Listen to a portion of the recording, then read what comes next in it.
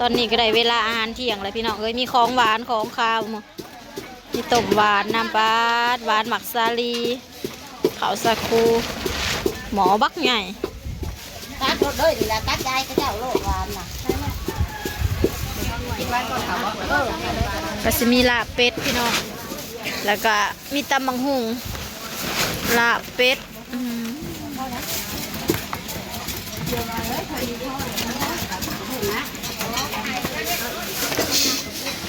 แม่ครัว คุณพี่ฮากามาพี่น้องเอ้ยมาแต่ปากสองมาแต่ซื้อของ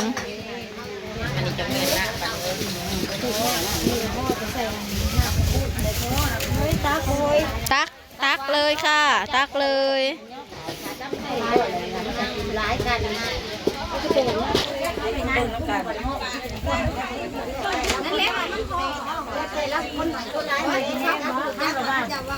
แล้วหาคนร้ายมาปืนจังหวะเด้อ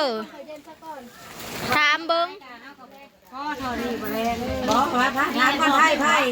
ถามเมธไปถามว่าคนร้ายบ่เลยมันบ่นั่นแหละอยากมากเขาเพิ่มหัวโตเลือกมาแรงน่ะเพื่อเจ้าอันคือได้ตอนนี้ก็กินข้าวแล้วเลยพี่น้องเว้ยลืมถ่ายให้พี่น้องเบิ่งตอน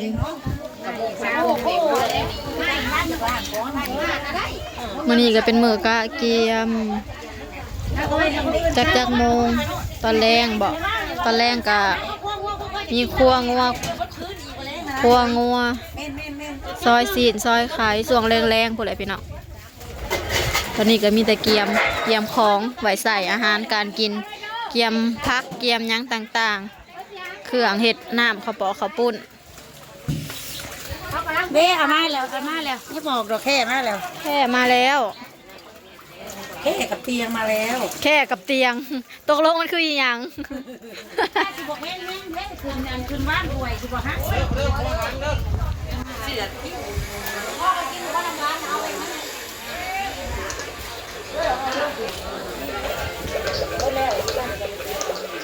กินเขากินแล้วอิ่มแล้ว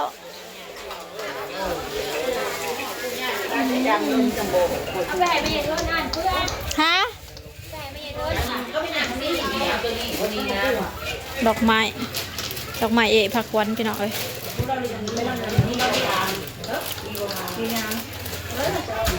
อันนี้ก็เครื่องสมมาปู่ย่า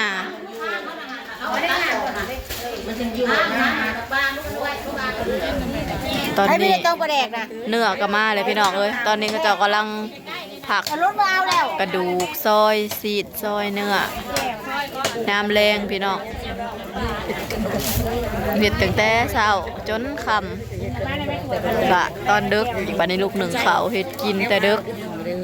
ตอนนั้นเขาสีกว่าแล้วตะหุ่นก็ได้สีกแล้วแต่ผมเลือกคาเพื่อนโบดังนะหมอน้ำข้าวปุ้นพี่น้องเอ้ยหมอบักใหญ่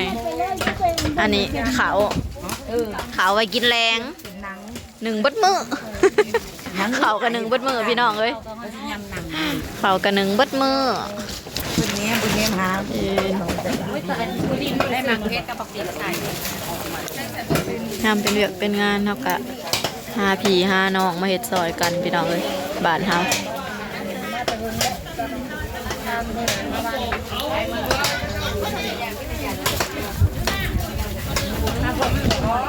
หอมดิเขาให้เจ้าแรกเครื่องในนะมะขู่เครื่องหอมเครื่องเทศหมอน้ำข้าวปุ้นหอมแรกเครื่องในนะไปต้นแล้วมาลวก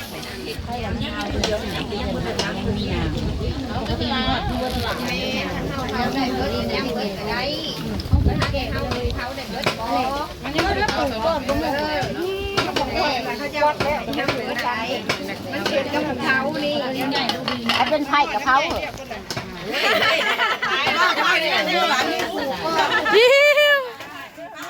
กินสมพี่น้อง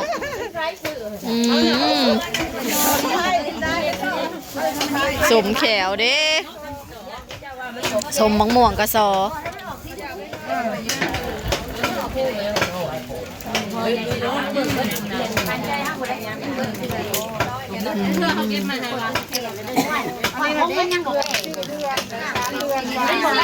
ล้ว4 เดือนมื้อนี้วันที่เท่าไหร่เนี่ย4 เดือนบ้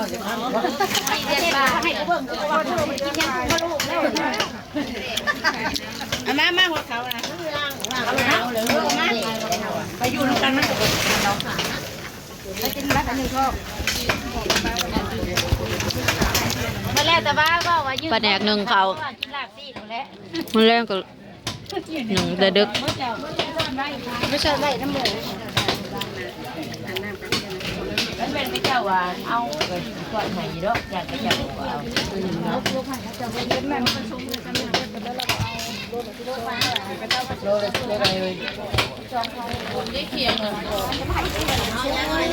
คุกซุปในตัวนี้นะ ปรุงเบิ่งในพี่น้องป้องปลาย เนี่ยไปขากินเบิ่งเด้อว่าอย่างนี้ทำอยู่ในโทรศัพท์ เบ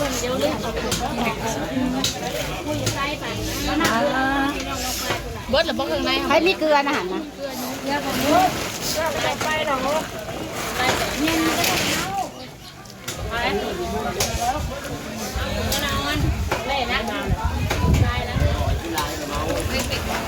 เฮ้ยหั่นให้กุ๊กบางกุ๊กจุ่มนี่มีพักในทางเที่ยวหั่นเลย ซอยจูพี่น้องชาจิ๋วกินโซดู เดี๋ยวผมบางหั่นที่ เฮาน่ะกินซุปพี่น้องเอ้ยแจ่วพี่อ่ะคม หั่นที่เด้อ ๆจ้าอะไรคะไม่ค่ะ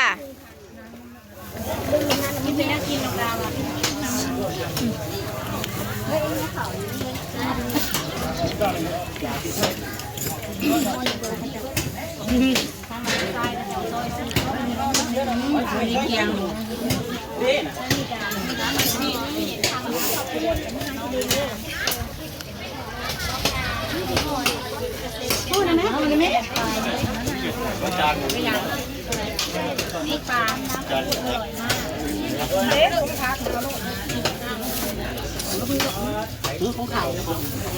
องอะไรเด้อ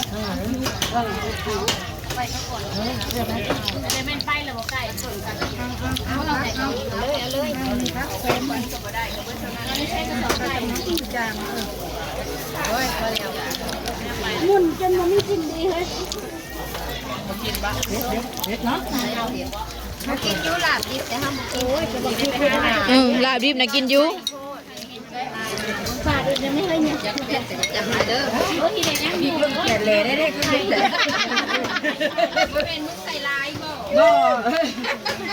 ใส่ลายแล้วเลยหรือมันจางมาเลยนี่นะพี่ปลาที่ใหญ่ห้างไม่ใช่แล้วที่ใหญ่อะไรนะนี่นะเรากินไม่ได้เฮ้ยเดี๋ยวเราไปชิมเพราะว่าพี่จิ๋วว่ามึงเหมือนว่าเฮ้ยกูจะได้ว่ามึงนี่ก็รู้ก็ถามนี่มึงพูดเขาให้มันลึก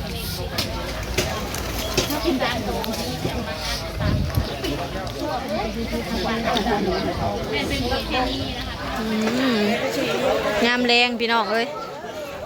คลิปเฮาก็สิแบบต่อกันเลยเจ้าเขาเจ้ากำลังขุนเขียวกันซอยซีนปกติบ้านเฮาถ้ามีงานก็สิเฮ็ดเนื้ออันนี้แหละพี่น้องลักๆงานดองงานนั้นเรียกกับข้าวปุ้นอ๋อขนมจีนโท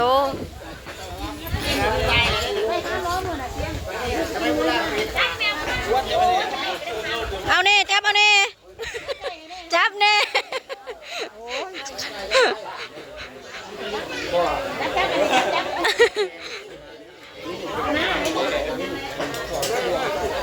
แต่เก่านะแห่งเห็ดตอนดึกพี่น้องเอ้ยตี 1 ตี 2เที่ยงคืน